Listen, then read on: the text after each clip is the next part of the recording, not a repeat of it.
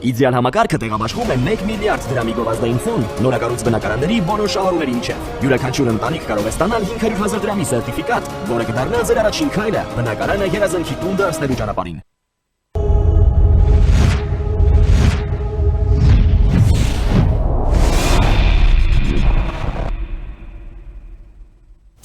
Մեր եթերը շարունակվում է, մեր հյուրն է քաղաքական մեկնաբան Գորա Բարամյանը։ Բարև ձեզ, պարոն Բարամյան։ Պարոն Բարամյան, հետաքրքիր իրադարձություններ են իրականում կատարվում։ Ես վաղուց էի պնդում տարբեր մակարդակների իրադրության վրա հիմնվելով, բայց խոսքը հիմա այս մասին չէ, որ Ուկրաինան եւ Իրանը իրար հետ կապված հակամարտություններ են տարբեր թելերով։ Եվ ահա ինչ է ստացվում։ Վոլոդիմիր Զելենսկին, Ուկրաինայի նախագահը, փորձում է օգտագործել Իրան-Ամերիկա-իսրայելական պատերազմը եւ իր ծառայություններն է առաջարկում ծոցի երկրներին, արաբական երկրներին եւ տեղեկատվություն կա արդեն, որ 3 երկրների հետ համաձայնագրեր է ստորագրել անօթաչուների մատակարարումներով, ուկրաինական փորձի փոխանակման առումով ռազմական, որտեղ Ուկրաինան 4 տարուց ավել պատերազմում է եւ պատերազմում է բոլորովին նոր, մոդեռնիզացված պատերազմի շրջանակներում։ Հիմա հարցս այսպեսինն է, այս պահին Զելենսկին արդեն խաղաքարտեր ունի, մենք կարող ենք նշել, որ Զելենսկին խաղաքարտեր ունի եւ երբ նա գնում է եւ հանդիպելու է Թրամփի հետ, այն կարող է բոլորովին այլ տոնայնությամբ խոսել։ Եվ այդ խաղաքարտերը նրան տվել է այս պատերազմը։ Այստեղ քաղաքական շերտ կա եւ ռազմաքաղաքական շերտ կա իրականում։ Ռազմաքաղաքական շերտը այն է, որ նախընթաց տարիների ընթացքում, չնայած բավականին ծանր պատերազմին, այնուամենայնիվ ուկրաինական բանակը բավականին թրծվել է եւ Ուկրաինան ձեռք է բերել նոր տեխնոլոգիաներ եւ զարգացնում է բավականին ինտենսիվ կերպով իր ուրեմն նոր տեխնոլոգիական զինանոցը, գիտեք, հրթիռային նոր համակարգ են ըստ էության ստեղծում, նաեւ շատ լուրջ արդյունքներ ունեն այդ անօթաչու թռչող սարքերի դեմ, հատկապես շահիդների դեմ պայքարում եւ այդ փորձը այսպես արտահանելու եւ արտահանումը որպես քաղաքական միջազգային կապիտալը ուժեղացնելու գործիք է կիրառվում, այս իմաստով ինքը ռազմաքաղաքական բովանդակություն ունի եւ քաղաքական բովանդակությունը, այո, դա Միացյալ Նահանգների հետ մի քիչ ավելի այլ դիրքերից հանդես գալու հնարավորությունն է, որովհետեւ ըստ էության Իրան-ամերիկյան պատերազմի ժամանակ ակնհայտ դարձավ, որ ըստ էության անգամ համաշխարհային ամենամեծ բանակը եւ ամենահզոր բանակն ունեցող, պաշտպանության համակարգն ունեցող երկիրը, Միացյալ Նահանգները, ի վիճակի չէ ապահովել իր դաշնակիցների օդային անվտանգությունը։ Իհարկե դա ժամանակակից տեխնոլոգիաների պայմաններում ի սկզբանե էլ պարզ էր, բայց մի բան է, երբ որ դա տեսականորեն է հնչում, մի բան է, երբ որ բոլորի աչքի առջև է դա տեղի ունենում, եւ այս պայմաններում Ուկրաինան արտահանելով իր տեխնոլոգիական հնարավորություններն ու փորձառությունը, բարձրացնելով իր արժեքը, այսպես ասած, միջազգային, այն երկրի հետ, որը միաժամանակ նաև ուկրաինական պատերազմում ըստ էության մատակարարի կամ գոնե նախնական շրջանում աջակցի կամ դաշնակցի դիրքերից էր հանդես գալիս, իսկ ներկայումս պահանջատիրոջ ավելի շատ դիրքերից է հանդես գալիս, այս շախմատային տախտակի վրա փորձում է իր դիրքերն ամրապնդել եւ իր համար ավելի այսպես նախընտրելի բանակցային վիճակ ապահովել Միացյալ Նահանգների հետ հնարավոր բանակցություններում, թեև մենք տեսնում ենք նաև միաժամանակ, որ Միացյալ Նահանգների պահանջներն են կարծես Ուկրաինան նկատմամբ ավելի կոշտանում։ ԱԳՆ ներկայացուցիչ, պաշտոնական ներկայացուցիչը Իրանյան ԱԳՆ-ի Իսմայել Բաղային հույս է հայտնել այսօր, որ մերձավոր արևելքը չի ընկնի Կիևի կողմից տարածաշրջանի երկրներին արված առաջարկների ծուղակը, նշելով, որ ուկրաինական հակամարտությունը կապել ԱՄՆ-ի եւ Իսրայելի կողմից Իրանի դեմ բացահայտ ագրեսիայի հետ աղետալի սխալ եւ սխալ հաշվարկ է լինելու։ Բայց արդյոք արդեն չեն կապվել այդ երկու գործընթացները եւ պարոն Բաղային համենայն դեպս ինձ այդպես է թվում, արդյոք մի փոքր չի ուշացել։ Ակնհայտորեն ուշացել է, որովհետեւ ներողություն Իրանը շատ ավելի վաղ է ներգրավված ներողություն ուկրաինա-ռուսական պատերազմի մեջ, որովհետեւ ռուսական կողմից ԱԹՍ-ների եւ այլ տեխնոլոգիական միջոցների մատակարարի դերում էր հանդես գալիս եւ ուզի թե չուզի, կամա թե ակամա, հավաքական արևմուտքի կողմից, նաև Ուկրաինայի կողմից, նա դիտարկում է որպես հակամարտության կողմ Ռուսաստանի կողմից, թեև Ռուսաստանի եւ Իրանի միջև չկա ուղիղ ռազմական համագործակցության կամ փոխադարձ այսպես աջակցության պայմանագիր, բայց բոլոր դեպքերում այդ մատակարարումներով կողմ է հանդիսանում եւ կարելի է ասել ինչ որ իմաստով Ուկրաինան ներգրավելով հակաիրանական կամ ավելի ճիշտ մերձավոր արևելյան երկրների իրանական հարձակումներից պաշտպանելու գործընթացի մեջ ինչ որ իմաստով նաև իր անվտանգության, իր պաշտպանության հարցն է լուծում, որովհետև Ռուսաստանին իր հիմնական ախոյանին համար բարդություններ է ստեղծում Իրանի հետ կապված, որովհետև Իրանի այն ռեսուրսները, որոնք այժմ հաջողությամբ օգտագործվում են մերձավոր արևելյան երկրների, հատկապես ամերիկյան բազաների խոցման եւ ենթակառուցվածքների խոցման իմաստով, դրանց դեմ պայքարի բավականին արդյունավետ միջոցներ կամ մեխանիզմներ առաջարկում եւ այս իմաստով կարծում եմ լրիվ adekvat կամ այսպես քաղաքականապես ճիշտ հաշվարկված քայլեր է դիմում, թեև հանուն արդարության պետք է ասել նաեւ, որ իրանական հերահար բալիստիկ հրթիռները կարող են հասնել մինչև Ուկրաինա, բայց ծավալները եւ հնարավորությունները հիմա այնքան են նվազել Իրանի, որ չեմ կարծում, որ դա այս պայդրությամբ շատ լուրջ ռիսկ է Ուկրաինայի համար այդպիսի քայլերի դիմելու տեսանկյունից։ Տեսեք, պարոն Աբրահամյան, Դոնալդ Թրամփը անընդհատ հայտարարություններ է անում, որոնք շատ դեպքում հակասում են հենց իրար։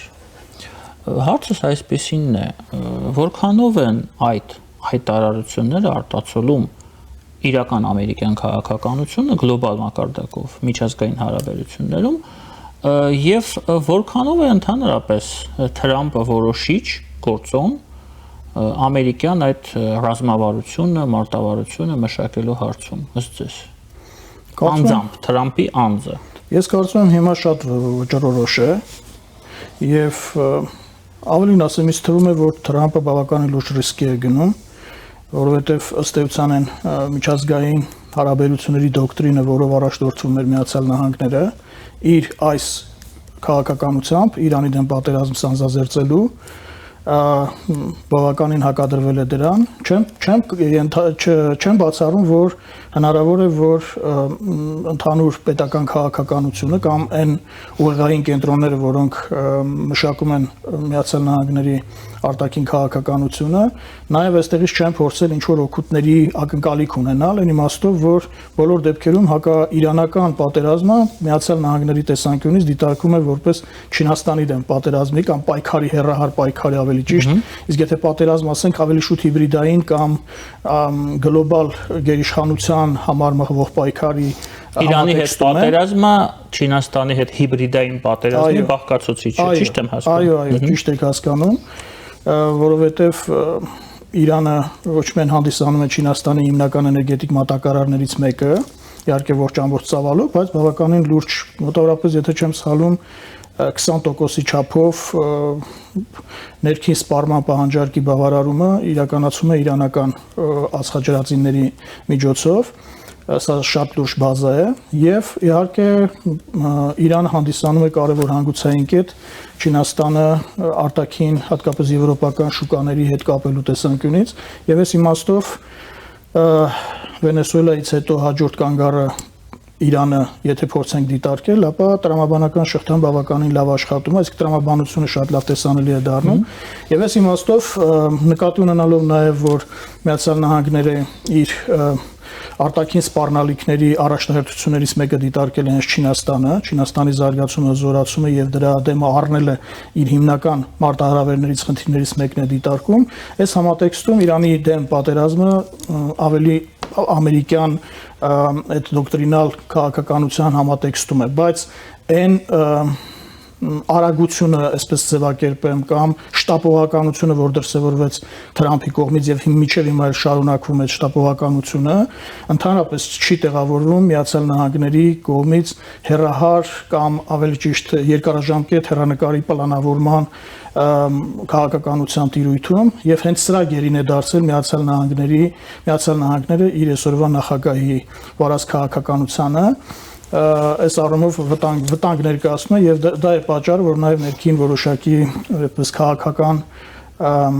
դիմադրության ակնառու դրսևորումն ենք տեսնում Միացյալ Նահանգներում եւ նաեւ պատահական չի որ բացի դեմոկրատներից հենց հանրապետական կուսակցության ներսում որոշակի դիմադրություն կա այն քաղաքականության նկատմամբ որն իրականացնում է Դոնալդ Թրամփի կողմից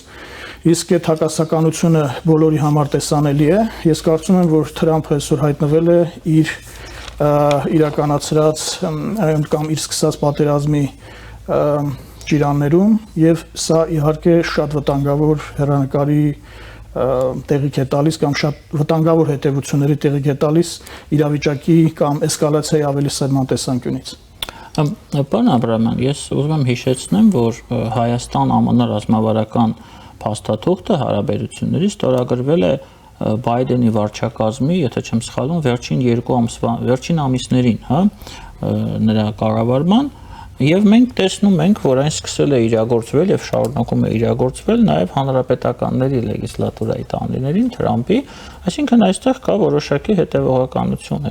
հետևողական են նրանք եւ ես կարող եմ շատ երկար խոսել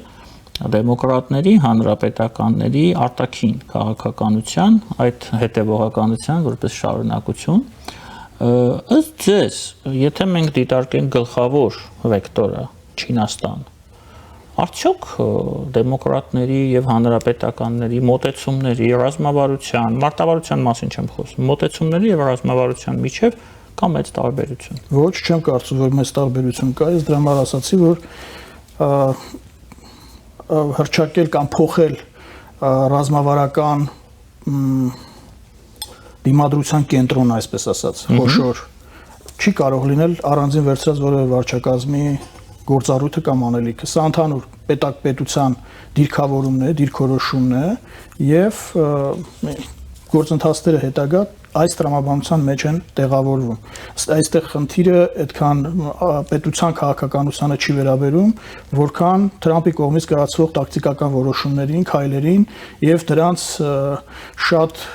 ոչ երկար բարակ այսպես մտածելու կամ ուրեմն վերլուծությունների արդյունքում կայացվող որոշումներին, այդ որում տարօրինակ որոշումներին, որոնք ամբողջ աշխարհին կանգնեցել են փաստի առաջ, այդ անորոշության զգացողության առաջ, եւ սա է, որ հիմնականում խնդիր է ստեղծում հենց Միացյալ Նահանգների ներսում, նաեւ միջկուսակցական հարաբերությունների տիրույթը։ Պարոն Աբրահամյան, շատ կարևոր մի բան ասացիք, անորոշություն։ Տոտալ անորոշություն է, համամիտ եմ ձեզ հետ բոլոր տեղերում, եւ Բրյուսելում, եւ Երևանում, եւ Մոսկվայում, եւ Թեհրանում անորոշ վիճակ է։ Բայց արդյոք այդ անորոշ վիճակը, այդ անորոշությունը չի տալիս ամենամեծ հնարավորությունը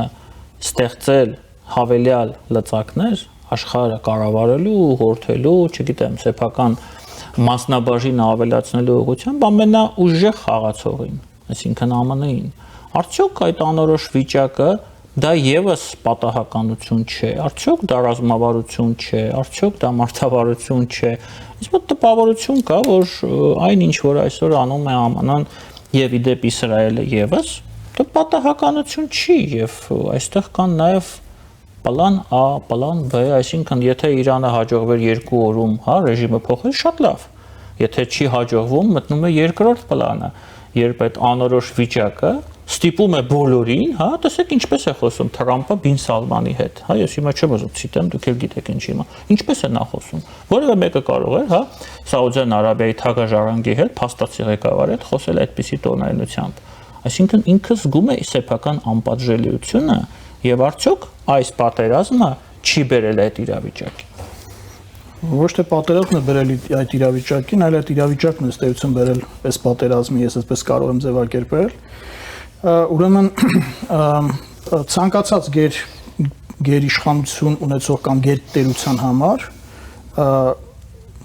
համաշխարհային խաղի կանոնների փոփոխությունը կարող է ծուղակ հանդիսանալ հենց իր համար։ Այո, որովհետև եթե հնարավոր չի, օրինակ ամենատարական հաշվարկում վերջնական հստակ այսպես կամ կանխատեսելի եզրակացությունների գալ, ինչպես օրինակ դուք շատ ճիշտ նշեցիք Իրանի վարչակազմի փոփոխությունը, որը կարծես թե մաքսիմում պլանն էր, չիրականացվեց։ Ամենացանկալի պլանն է։ Այո, ամենացանկալի, որը փաստացի այս պահի դրությամբ գոնե իրագործված չէ եւ անորոշ հեռանկարի տեսանկյունից էլ դժվար է ասել իրագործել է, թե ոչ, որովհետև առհասարակ դժվար է ասել հիմա ինչպես է այսպես դասական քաղաքագիտության տեսանկյունից կառավարվում Իրանը, բայց Իրանը կառավարվում է եւ մենք այդ կայունությունը այնտեղ տեսնում ենք։ Միջալոց սա շատ լուրջ քաղաքագիտական վերլուծությունների եւ գիտական տեսանկյունից այո, լուրջ հետազոտությունների առարկա է, թե ինչպես կարելի է պատերազմական իրավիճակում ամբողջ վերնախավը կորցնելուց հետո քաղաքական, պետական շարունակել կենսունակություն ապահովել եւ ոչ միայն կենսունակություն ապահովել, այլև այնպիսի դիմադրողականություն ցույց տալ, որը թույլ է տալիս նաեւ մաքսիմալիստական պահանջներ ներկայացնել իր դեմ նման կերպով պատերազմող երկրներին։ Եվ այս անորոշությունը ըստ էության նման անկախատեսելի կամ միջև չհաշվարկված քայլերի արդյունքում կարող է հենց այդ գերտերությանը նետել շատ լուրջ խնդիրների մեջ, հատկապես երբ որ հենց ինքն էլ հանդիսանում այդ խաղի կանոնները փոխողի դերում։ Այո, Միացյալ Նահանգները ամբողջ միջազգային իրավական համակարգը փաստացի փլուզում է եւ ստեղծում է նոր իրավական կամ իրավական չասենք, նոր իրավաքաղաքական համակարգ, որի առանցքում Միացյալ Նահանգներն են։ Առաջին հերթին Միացյալ Նահանգները։ Սա է հիմնական այն փիլիսոփայությունը, որը դրված է Միացյալ Նահանգների այսօրվա քաղաքականության առանցքում, իսկ դա ենթադրում է, որ ամեն ինչ պետք է ծառայեցվի Միացյալ Նահանգների շահերին եւ անգամ եթե դրա համար անհրաժեշտ է փոխել միջազգային իրավունքի համակարգը եւ այդ իրավունքի համակարգը դարձնել ոչինչ, կարելի է նաեւ այդ քայլին դիմել եւ գործող վարչակազմի նախընթաց բավականին այսպես էական քայլերը մի քանի միջազգային կազմակերպություններից դուրս գալու հետ կապված միջազգային դատարանի իրավազորությունը չճանաչելու նրանից դուրս գալու վերաբերյալ ցույց է տալիս, որ այո Միացյալ Նահանգները վարում էր կամ սկսել էր մի քաղաքականություն, որի իմաստը, եթե այսպես պարզ կամ պարզունակ ձևակերպենք, դա ինչ ուզեմ այն էլ կանեմ սկզբունքն է եւ մյուսները պետք է համակերպվեն այս իրողության հետ։ Այստեղ մի քիչ նաեւ օբյեկտիվ տար կա, որովհետեւ մինչև այսօր հանդես գալով որպես դեմոկրատիայի այսպես արտահանող ջատագով եւ խաղի միջազգային խաղի կանոնները պահելու գոնե արտակուստ, հա, գոնե այսպես ֆորմալ իմաստով պահպանման դիրքերից, եթե պատկերավոր ասենք, Միացյալ Նահանգները մինչև այսօր իրեն դիրքավորել է որպես համաշխարհային ոստիկան, հիմա այդ ոստիկանի դերը բերել է նրան, որ մեկ այլ բևեռում, ասիական բևեռում ձևավորվել է բավականին հզոր մի կենտրոն, համաշխարհային բևեռ, ուժային կենտրոն, որ այսօր լուրջ գոյաբանական վտանգ է ներկայացնում Միացյալ Նահանգների համար, հատկապես տնտեսական իմաստով, որը բերել է դոլարի դիրքերի բավականին լուրջ թուլացման, եւ այս մարտահրավերները հաշվի առնելով Միացյալ Նահանգները ստիպված է ինչ-որ իմաստով գնալ այդ միջազգային խաղի կանոնները փոխելու ճանապարհով։ Այսինքն ես այստեղ ուզում եմ ասել, որ կա եւ անձի խնդիրը, ինչպեսին է Դոնալդ Թրամփի այդպես իր սեփական անձի արժևորումը եւ դա քաղաքական կապիտալի վերածելու հանգամանքը, այնպես էլ կա Միացյալ Նահանգների էգզիստենցիալ խնդիրները, որոնք համատեղվել են իրար հետ եւ շահերը, որոնք համատեղվել են իրար հետ եւ բերել են այսպիսի անորոշությունների։ Բայց կրկնում եմ, եթե իրենք այս շտապողականության հարահուսի մեջ շարունակեն իրենց քաղաքականությունը, հնարավոր է լուրջ խնդիրներ ունենան, որովհետև օրինակ դժվար է ասել, թե այն հավասարակշռության կենտրոնը, որը փորձում էին ձևավորել Մերձավոր Արևելքում, իդեմս Աբրահամյան այդ կոնցեպտի, ինչքանով կարող է միջնաժամկետ հեռանկարում Իրանի շուրջ շարունակ պատերազմի անորոշ ելքով պատերազմի շարունակման դեպքում ինչքանով կարող է դա գոյատևելի լինել կամ մանավանդ եթե այսօրվա նախագահ իրեն թույլ է տալիս Սաուդյան Արաբիայի առաջնորդի հասցեին նման արտահայտություններ անել, որ ընդհանրապես դիվանագիտության լոգիկայի եւ այսպես էթիկայի ընդհանրապես հեռու է։ Այսինքն այս պայմաններում հուսալ, որ կարող է աջակցություն ստանալ մի երկրների կողմից, որոնք հետ կապված դու ստանձնել ես ինչ որ իմաստով նաև անվտանգության երաշխավորի դերը եւ ըստ էության չես կատարում այդ ֆունկցիաները, որովհետեւ այդ երկրները ռմբակոծվում են կամ հրթիռակոծվում են Իրանի կողմից եւ դու ոչ մի բան չես կարողանում դրա դեմ ձեռնարկել, այս բերելու է դիրքերի եւ Միացյալ Նահանգների կարողականության նկատմամբ համաշխարհային ընկալումների փոփոխության եւ հատկապես Մերձավոր Արևելյան տարածաշրջանում կարող է բերել փոփոխությունների։ Շատ հետաքրքիր է, որ համառորեն որքան էլ փորձում է Միացյալ Նահանգների նախագահը Մերձավոր Արևելյան երկրների, ծոցի երկրների, հատկապես երկրների ներքաշել էս պատերազմի մեջ, բանի նեղուցի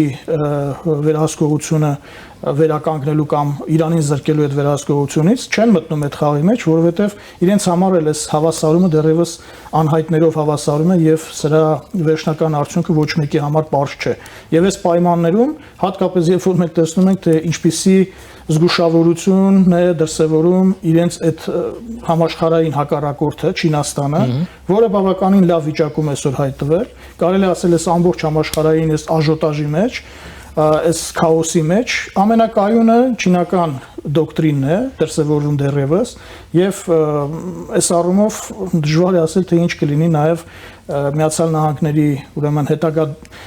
համաշխարհային դիրքավորման իմաստով, որովհետեւ պարզ երևում է նաեւ, որ հենց Չինաստանին հարակից տարածքից իր ամբողջ ռազմական կոնտինգենտը տեղափոխում է Մերձավոր Արևելք, որպեսզի կարողանա իրանական խնդիրը ինչ որ առումով լուծել։ Այսինքն այստեղ թաղվելով իրանական ճահիճի մեջ ինքը թույլատնում է իր ռազմավարական դիրքերը ամբողջ հեռավոր արևելքում, Չինաստանի հարակից տարածքներում եւ աշխարհի մնացած կենտրոններում եւ սա լուրջ խնդիրներ է հետագայում հարուցելու։ Բայց հենց սրանով է վտանգավոր իրավիճակը, որ հասկանալով, որ կարող է թաղվել ավելի երկարաժամկետ ուրեմն ճահիճի մեջ, Միացյալ Նահանգների նախագահը կարող է դիմել բավականին հուսահատ քայլերի եւ այդ հուսահատությունը իդեմս ցամաքային որոշակի գործողությունների առհասարակ կարող է ամերիկյան բանակը թաղել բավականին երկարատև մի մաշող պատերազմի մեջ, որը չգիտեմ ինչ հետևանքներ կունենա, այդպիսի մի ցնցում Միացյալ Նահանգները Վիետնամում տեսել է, Աֆղանստանում այդպիսի ցնցում տեսել է, հիմա սա երրորդը կարող է լինել եւ այս հարվածի տակից կարող է առհասարակ ոչ այսօրվա վարչակազմը, ոչ էլ հանրապետականները երկար ժամանակ կարող են սրատակից դուրս չգալ կամ չկարողանալ դուրս գալ։ Երբ դուք ասում եք, որ Թրամփը գնում է մեծ ռիսկի, դուք նկատի ունեք որպես պատճառահետևանքային կապ, ինչ ուզեմ այն էլ կանեմ սկզբունքը, որը կիրառում է։ Այո, հիմնականում այո, բայց կրկնում եմ, այստեղ կա նաև օբյեկտիվ գործոնը, որի մասին ես խոսեցի, այսինքն օբյեկտիվ գործոնների ֆոնին սուբյեկտիվ դրսևորումները այսօր շատ ավելի լուրջ եղանակ են փոխում եւ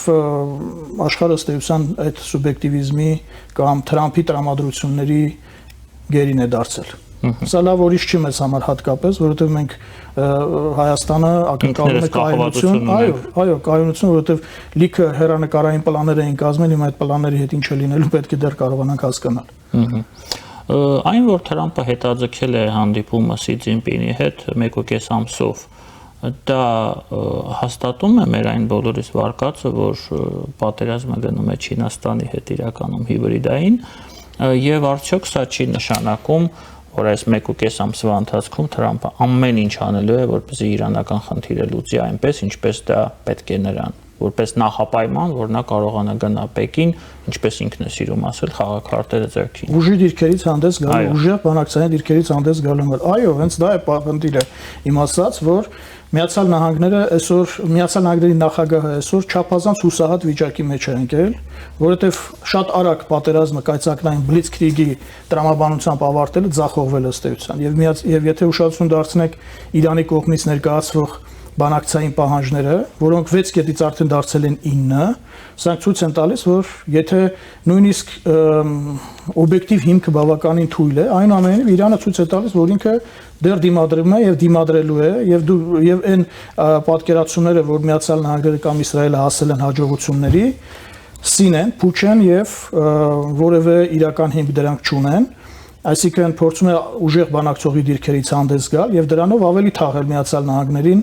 այս process-ի մեջ։ Ես նույնիսկ մի այսպես չգիտեմ, կարծիք ունեմ, թեև այդպես լրիվ համոզվածություն չունեմ, որ դա ճիշտ է, բայց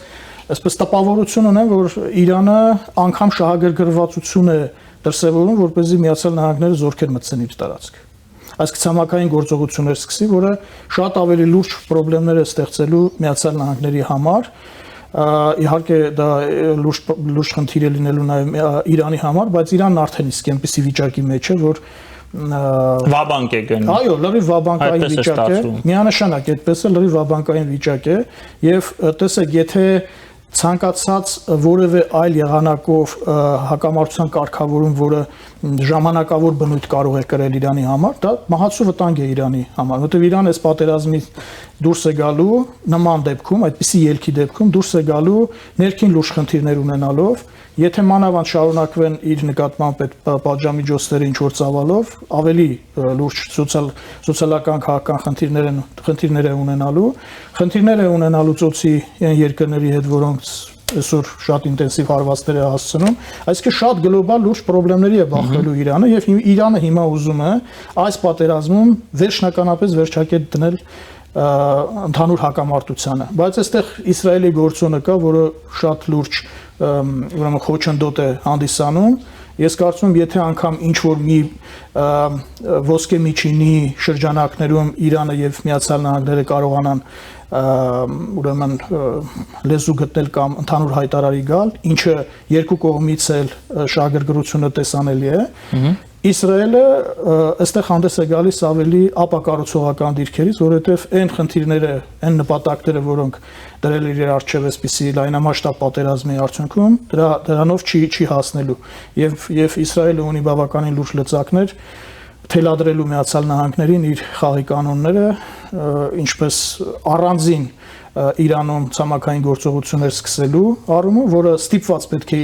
Միացյալ Նահանգներին ստիպի շարունակել մնալ խաղի մեջ։ Մյուս թևը իհարկե լիբանանյան թևն է, դուք տեսնում եք այսօր ինչ է կատարվում Լիբանանում, ինչքան են խորացել Լիբանանի տարածքում, Հեզբոլլահի դեմ պատերազմի շրջանակներում, բայց սա հենց արվում է երկրորդ ճակատի տրամաբանության ներքո։ Իսրայելը ցույց է տալիս, որ